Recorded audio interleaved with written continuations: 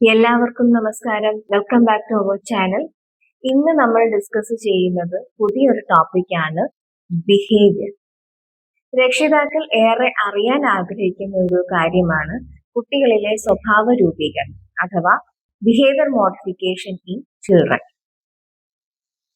പൊതുവെ parents complaint ചെയ്യുന്ന ഒരു കാര്യം, കുട്ടി ഒരുപാട് ബാഡ് ബിഹേവിയേഴ്സ് കാണിക്കുന്നു. ഗുഡ് ബിഹേവിയേഴ്സ് എന്താണെന്ന് പറഞ്ഞു കൊടുത്തിട്ടും കുട്ടി ബാഡ് ബിഹേവിയേഴ്സ് ആവർത്തിച്ചുകൊണ്ടിരിക്കുന്നു.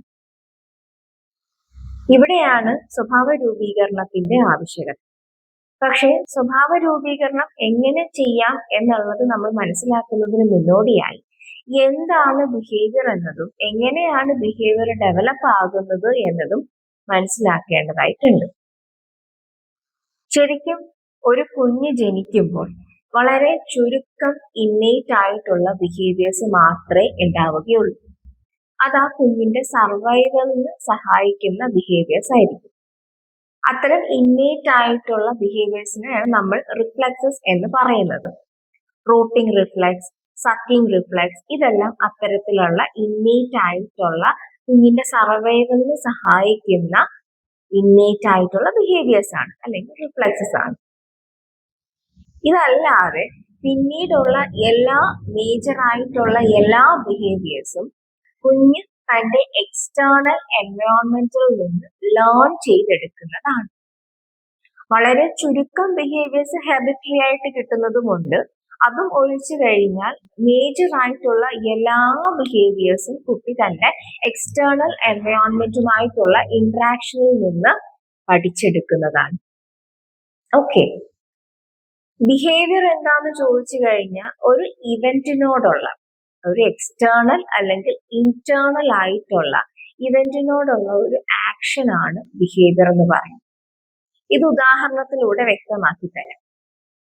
നിങ്ങളുടെ കുട്ടി വൈകിട്ട് സ്കൂളിൽ നിന്ന് വന്ന് ചായ കുടിച്ചുകൊണ്ടിരിക്കുക, വളരെ കാഷ്വൽ ആയിട്ട് നിങ്ങൾ ചോദിക്കുന്നു, മോനെ ഇന്ന് സ്കൂളിൽ എന്തൊക്കെ പഠിപ്പിച്ചു? കുട്ടി അതിന് മറുപടിയായി എനിക്കറിയില്ല എന്ന് പറയുന്നു. അപ്പോൾ ഇവിടെ മോനെ ഇന്ന് സ്കൂളിൽ എന്തൊക്കെ പഠിപ്പിച്ചു എന്നുള്ളതാണ് എക്സ്റ്റേണൽ ഈവന്റ്. എനിക്കൊന്നും അറിയില്ല എന്നുള്ള കുട്ടിയുടെ മറുപടിയാണ് അവിടുത്തെ ബിഹേവിയർ. സോ ഇവിടുത്തെ എക്സ്റ്റേണൽ ഈവന്റ് ഒരു വെർബൽ ക്വസ്റ്റ്യൻ ആണ്. ബിഹേവിയർ ഒരു വെർബൽ ബിഹേവിയർ ആണ്. ഓക്കെ, ഒരു ഇവന്റ് ഇല്ലാതെ ഒരു ബിഹേവിയർ ഉണ്ടാവില്ല. ഒരു ഇവന്റിനോടുള്ള, ഒരു എക്സ്റ്റേണൽ അല്ലെങ്കിൽ ഇന്റേണൽ ഇവന്റിനോടുള്ള ആക്ഷൻ ആയിരിക്കും എപ്പോഴും ബിഹേവിയർ. അതുപോലെ കുട്ടി വീടിനകത്ത് നിന്ന് ജനലിൽ കൂടെ അച്ഛൻ വരുന്നത് കണ്ടു, ബൈക്കിലോ കാറിലോ സ്കൂട്ടറിലോ അച്ഛൻ വൈകിട്ട് ഓഫീസിൽ നിന്ന് വീട്ടിലേക്ക് എത്തുന്നത്, ഗേറ്റ് കടന്ന് അച്ഛൻ വരുന്നത് കുട്ടി ജനലിൽ നിന്ന് തന്നെ കണ്ടു, ജനലിൽ കൂടി കണ്ടു. കണ്ട ഉടനെ കുട്ടി ഓടിപ്പോയി ഡോർ ഓപ്പൺ ചെയ്യുന്നു. സോ ഇവിടെ കുട്ടി ഡോർ ഓപ്പൺ ചെയ്യുന്നത് ഒരു ബിഹേവിയർ ആണ്. It's A motor behaviour. ഇവിടെ എക്സ്റ്റേണൽ ഇവന്റ് ആയിട്ട് ആക്ട് ചെയ്ത് എന്താണ്? അച്ഛൻ വരുന്നത് കാണും, അച്ഛൻ വരുന്നു എന്നുള്ള കാഴ്ച, അതാണ് അവിടുത്തെ എക്സ്റ്റേണൽ ഇവന്റ്. വേറൊരു കാര്യം നമ്മൾ ഇതിനോടൊപ്പം മനസ്സിലാക്കുന്നത്, ഈ എക്സ്റ്റേണൽ ഇവന്റ് ആയിട്ടുള്ളതെല്ലാം ഒബ്സർവബിൾ ആയിരിക്കും. അതായത് വേറൊരാൾക്ക് ഒബ്സർവ് ചെയ്യാനായിട്ട് സാധിക്കും. ഇങ്ങനെ പറയാനായിട്ട് പറ്റും, ഓക്കെ ഞാൻ ഇങ്ങനെ ചോദിച്ചപ്പോഴാണ് അവൻ ഇങ്ങനെ പറഞ്ഞത്, അവന്റെ അച്ഛൻ വരുന്നത് അവൻ കണ്ടു, അപ്പോഴാണ് അവൻ ഓടിപ്പോയി ഡോർ തുറന്നത്. സോ ഈ എക്സ്പ്ലെയിൻ ചെയ്യുന്നത്, ആ എക്സ്റ്റേണൽ ഈവന്റ് എന്ന് പറയുന്നത് എന്താണ്? അത് വേറൊരാൾക്ക് ഒബ്സർവ് ചെയ്യാൻ പറ്റുന്നതായിരിക്കും എപ്പോഴും. ഓക്കെ, ഇറ്റ്സ് ഓവർട്ട് എന്ന് വെച്ച് കഴിഞ്ഞാൽ ഒബ്സർവബിൾ ആയിട്ടുള്ള ഒന്നായിരിക്കും എക്സ്റ്റേണൽ ഈവന്റ്. ഇനി ഇന്റേണൽ ഈവന്റ് എന്ന് പറയുന്നത് അത് വേറൊരാൾക്ക് ഒബ്സർവ് ചെയ്യാൻ പറ്റില്ല. ഫോർ എക്സാമ്പിൾ, കുട്ടിക്ക് വിശക്കുന്നു. അപ്പൊ കുട്ടി കിച്ചണിലേക്ക് ചെന്ന് എന്തെങ്കിലും എടുത്ത് കഴിക്കുന്നു, അതല്ലെങ്കിൽ നമ്മളോട് ഫുഡ് ആവശ്യപ്പെടും, പാരന്റ്സിനോട് ഫുഡ് ആവശ്യപ്പെടും. അപ്പൊ ഇവിടെ കുട്ടി ഫുഡ് ആവശ്യപ്പെടുന്നതോ അല്ലെങ്കിൽ കുട്ടി ഫുഡ് കഴിഞ്ഞെടുത്ത് കഴിക്കുന്നതോ ഒരു ബിഹേവിയർ ആണ്. ഓക്കെ, അതും ഒരു മോട്ടോ ബിഹേവിയർ ആണ്. പക്ഷേ ആ ബിഹേവിയറിന് പിന്നിലുള്ള ഈവന്റ് ഇറ്റ്സ് നോട്ട് എക്സ്റ്റേണൽ. അത് നമുക്ക് ഒബ്സർവ് ചെയ്യാൻ പറ്റത്തില്ല, അത് ഇന്റേണൽ ആണ്. വിശപ്പെന്ന് പറയുന്നത് ഒരു ഇന്റേണൽ ഈവന്റ് ആണ്.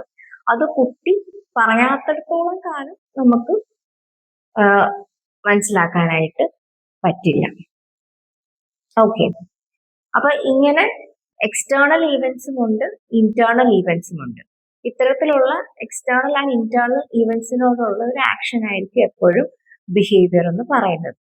ഓക്കെ, ഒരുപാട് തരം ബിഹേവിയേഴ്സ് ഉണ്ട്, ഒത്തിരി ഒത്തിരി ഒത്തിരി ഡിഫറെന്റ് കൈൻഡ്സ് ഓഫ് ബിഹേവിയേഴ്സ് ഉണ്ട്. ഓരോ ബിഹേവിയറും പിന്നിൽ ഒരു റീസൺ ഉണ്ടാവും.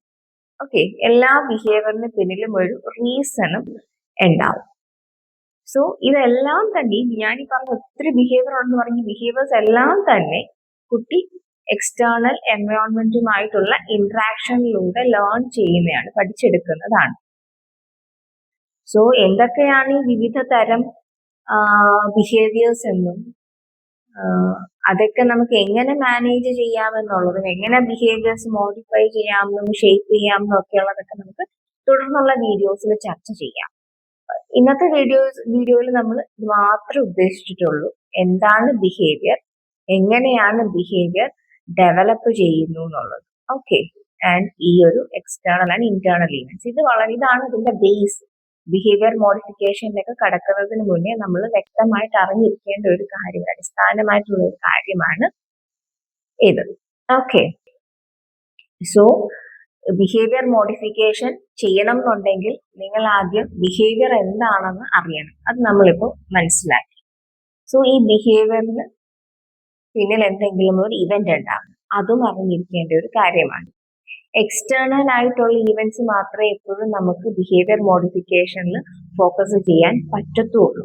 ഓക്കെ, ഇന്റേണൽ ആയിട്ടുള്ള ഈവൻറ്റ്സ് വിൽ ബി ഡിഫിക്കൽട്ട്.